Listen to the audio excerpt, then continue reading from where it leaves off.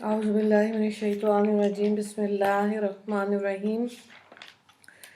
अल्लाहुम्मा सल्ली अला मुहम्मदिन व अला आले मुहम्मद कमा सल्लैता अला इब्राहीम व अला आले इब्राहीम इन्नका हमीदुम मजीद। अल्लाहुम्मा बारिक अला मुहम्मदिन व अला आले मुहम्मद कमा बारकता अला इब्राहीम व अला आले इब्राहीम इन्नका हमीदुम मजीद। रब इश्रह ली सदरी व यस्सिर ली अमरी वहलुल उक़दतम मिन लिसानी यफ़क़हू क़ौली। रब्बना ज़िदना इल्मा या मुक़ल्लिबुल क़ुलूब सब्बित क़ल्बी अला दीनिक। आमीन। दूसरा पारा शुरू हो रहा है और यहाँ से हम रुकू के हिसाब से इंशाल्लाह चलेंगे। तो सूरह अल-बकरा सूरत का जो रुकू है वो 17 है और जो पारे का रुकू है वो 1 है। फ़यक़ूलु सुफ़हाउ मिनन नासी मा वल्लाहुम अन क़िबलतिहिमुल्लती कानू अलैहा। अब तो ये बेवकूफ़ लोग ज़रूर कहेंगे इनको इनके किबले से जिस तरफ पहले मुतवज्जा हुआ करते थे किस बात ने बदल दिया। तो यहाँ पे तहवील काबा की बात आ रही है और यहूद के इतराज़ की बात आ रही है कि जब हिजरत फरमा के नबी करीम सल्लल्लाहु अलैहि वसल्लम तशरीफ़ लाए तो अल्लाह के हुक्म से बैतुल मुक़द्दस की तरफ चेहरा करके नमाज़ पढ़ रहे थे। तो बहरहाल 16 या 17 माह तक आपने नमाज़ पढ़ते रहे, लेकिन फिर आपकी ख्वाहिश के मुताबिक अल्लाह ताला ने आपको खाना काबा की तरफ चेहरा करके नमाज़ पढ़ने का हुक्म उसके बाद फिर आ गया था। आयत के अगले हिस्से को देखें। कुल लिल्लाहिल मशरिक़ु वल मग़रिब यहदी मन यशाउ इला सिरातिम मुस्तकीम। आप फरमा दीजिए कि सब मशरिक़ और मग़रिब अल्लाह ही के मिल्क में है, जिसको अल्लाह चाहे सीधा रास्ता बता देता है। ठीक है, तो यहाँ पे यहूदियों के एतराज़ की जवाब दिया जा रहा है कि मशरिक़ और मग़रिब अल्लाह की तरफ है, अल्लाह ही के लिए हैं, और जिस तरफ इंसान दिल के इरादे से रुख करके नमाज़ पढ़ेगा तो वो कबूल होगी। गो के आगे अल्लाह ताला ने मुतय्यन कर दिया किबला, और ये मुसलमानों के लिए था कि अगर जंगल में ऐसे जगहों पे हैं जहाँ पे किबले का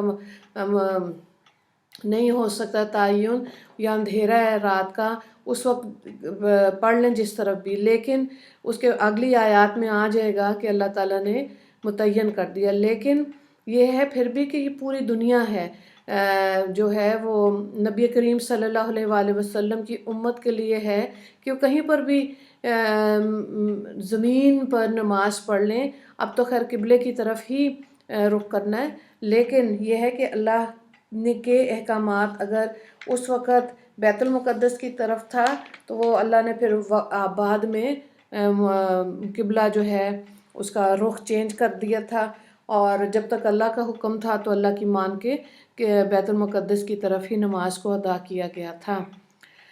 और अब ये है कि ये तीनों हरम जो है मुसलमानों के हैं, खाना काबा, मदीना, बैतुल मुक़द्दस। ठीक है, यहूदियों का क्योंकि उधर कब्ज़ा है इसलिए, और उसके बाद फिर ये है कि मुसलमानों ने बहरहाल अब किबले की तरफ रुख करके नमाज को पढ़ना है। और आप सल्लल्लाहु अलैहि वसल्लम बार बार चेहरा आसमान की तरफ करके देखते थे तो अल्लाह को उनकी दिल के इरादे की समझ आई, और इस तरह से किबला चेंज मतलब 180 डिग्री बिल्कुल बैतुल मुक़द्दस। नॉर्मली हम अब जब खाना काबा की तरफ चेहरा करके नमाज पढ़ रहे होते हैं तो हमारी बैक बिल्कुल बैतुल मुक़द्दस की तरफ होती है, तो उस वक़्त ज़ाहिर है फिर 180 डिग्री का फ़र्क था, बिल्कुल ऑपोजिट था। आगे देखें, वो कज़ालिका जअलनाकुम उम्मतन वसतन लितकूनु शुहदाअ अलन नासी व यकून रसूलु अलैकुम शहीदा। और इसी तरह हमने तुमको ऐसी ही एक जमात बना दी जो नहायत इत्दल पर है, ताकि तुम गवाह हो लोगों के मुकाबले में और तुम्हारे लिए रसूल अल्लाह गवाह हो। तो यहाँ पे उम्मत वस्त की बात आ रही है। उम्मत वस्त का मतलब है कि उम्मत मुहम्मदिया की तारीफ़ में जिसके मानी औसत और मोतदल उम्मत के हैं। तो हदीस पाक में लफ्ज़ की तफसीर अदल से की गई जो बेहतरीन के मानी में आया।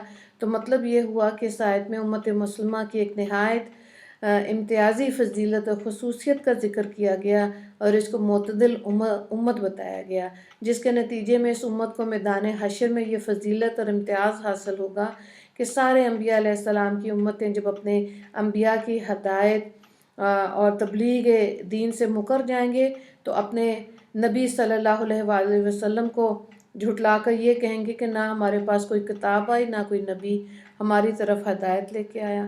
اس وقت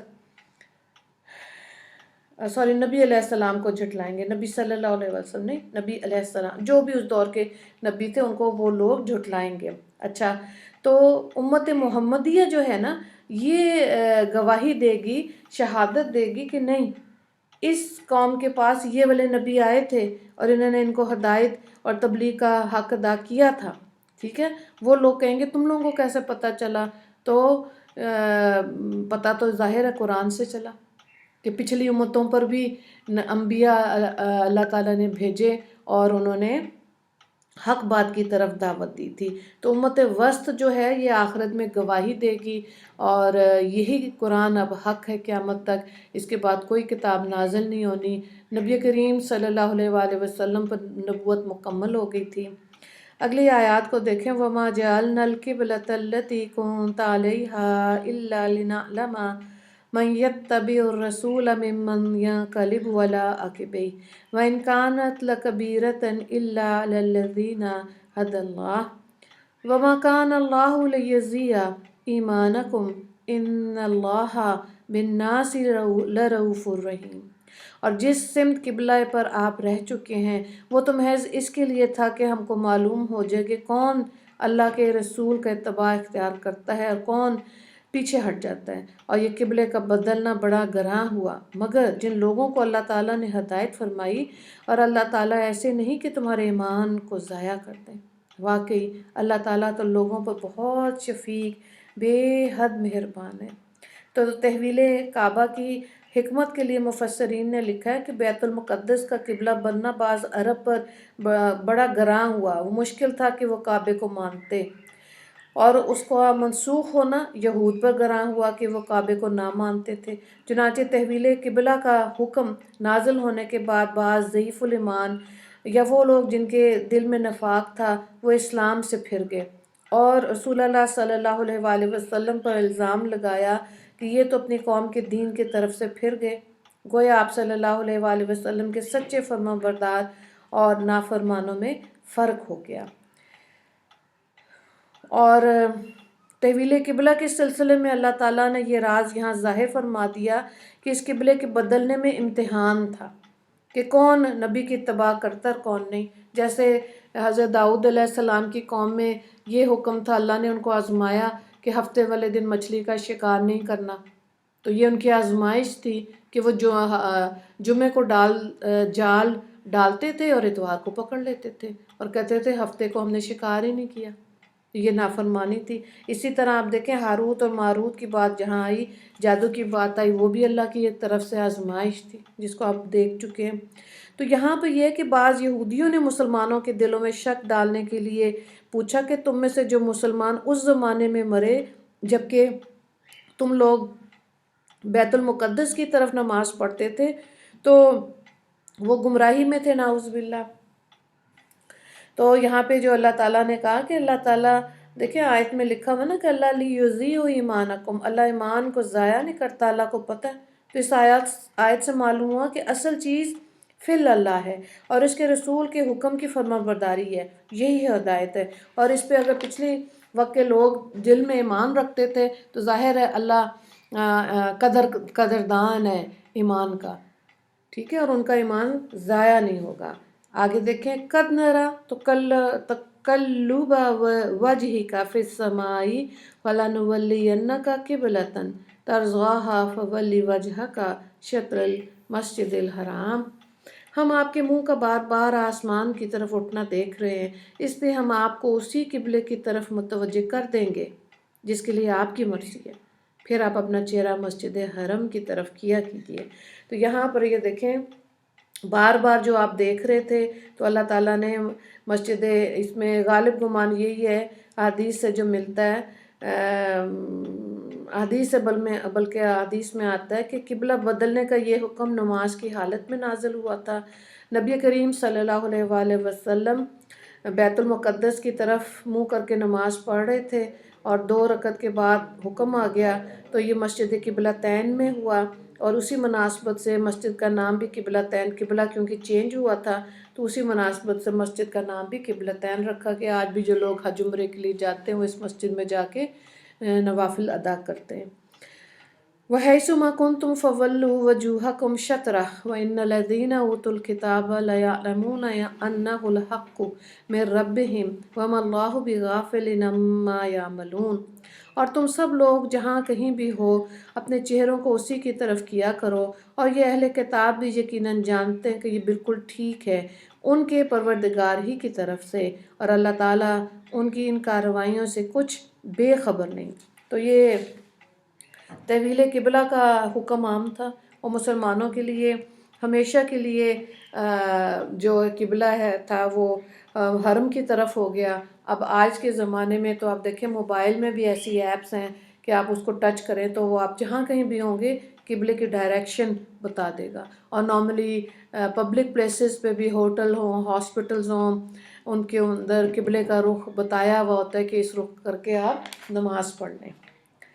وَلَئِنْ أَتَيْتَ الَّذِينَ أُوتُوا الْكِتَابَ بِكُلِّ آيَاتٍ مَا تَبِعُوا قِبْلَتَكَ وَمَا أَنْتَ بِتَابِعٍ قِبْلَتَهُمْ وَمَا بَعْضُهُمْ بِتَابِعٍ قِبْلَةَ بَعْضٍ وَلَئِنِ اتَّبَعْتَ أَهْوَاءَهُمْ مِنْ بَعْدِ مَا جَاءَكَ مِنَ الْعِلْمِ إِنَّكَ إِذًا لَمِنَ الظَّالِمِينَ، اور اگر آپ اہل کتاب کے سامنے تمام دلیلیں پیش کر دیں جب بھی یہ آپ کے قبلے کو قبول نہیں کریں گے، اور آپ بھی ان کے قبلے کو قبول نہیں کر سکتے، اور ان کا کوئی فریق بھی دوسرے کے قبلے کو قبول نہیں کرتا، اور اگر آپ ان کے نفسانی خیالات کو اختیار کر لیں آپ کے پاس علم آنے کے بعد تو آپ یقیناً ظالموں میں شمار ہوں گے۔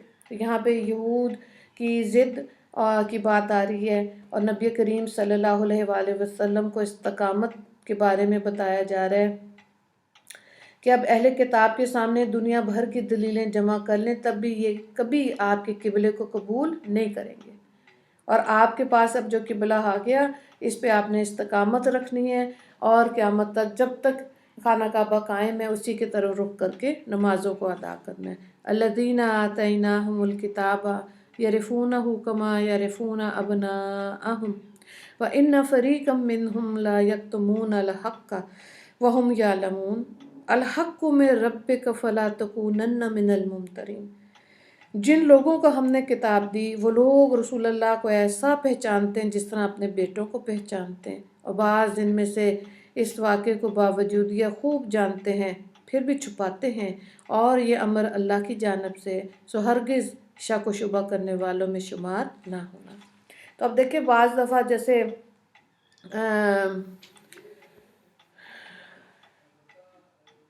اپنے بیٹوں کے بارے میں عربوں میں آتا ہے کہ یہ اپنے بیٹوں کو جانتے تھے، یہ ان کی اولادیں، اسی طرح کے بارے میں یہ بات آ رہی ہے کہ جو اللہ کا حکم ہے اس کو جاننا پہچاننا چاہیے۔ عبداللہ بن سلام جو اسلام لانے سے پہلے یہود کے زبردست عالم تھے، انہوں نے حضرت عمر رضی اللہ تعالیٰ عنہ کو بتایا کہ ہم نبی کریم صلی اللہ علیہ وآلہ وسلم کو بیٹوں سے زیادہ جانتے، بیٹے میں تو شک ہو سکتا ہے کہ شاید بیوی نے خیانت کی ہو، مگر نبی کریم صلی اللہ علیہ وآلہ وسلم کے بارے میں کوئی شک نہیں ہو سکتا۔ تو یہ برحق نبی ہیں، کتاب بھی برحق ہے، اور اللہ کا حکم جو ہے اس کو ہم نے ماننا ہے۔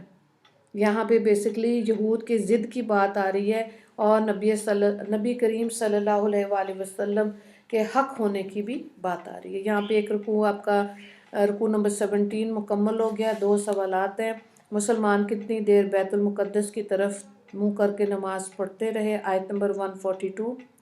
وسط کے لغوی معنی لکھیں۔ امت وسط سے کون مراد ہیں؟ آیت نمبر 143۔ وآخر دعوانا ان الحمد للہ رب العالمین، اللہم اغفر للمسلمین والمسلمات والمؤمنین والمؤمنات۔ یا اللہ ہم کو اور تمام امت مسلمہ کو اپنے دین و ملت، اپنے قبلے، اپنی شریعت، اپنی کتاب اور اپنے نبی علیہ السلام کی سچی عزت، عظمت، محبت اور اتباع نصیب فرما دیجیے۔ اور اپنی یا دوسروں کی نفسانی خواہشات کی اتباع سے ہمیں بچا لیجیے، آمین یا رب العالمین۔ اللہم اغفر للمسلمین والمسلمات والمؤمنین والمؤمنات۔ السلام علیکم ورحمۃ اللہ وبرکاتہ۔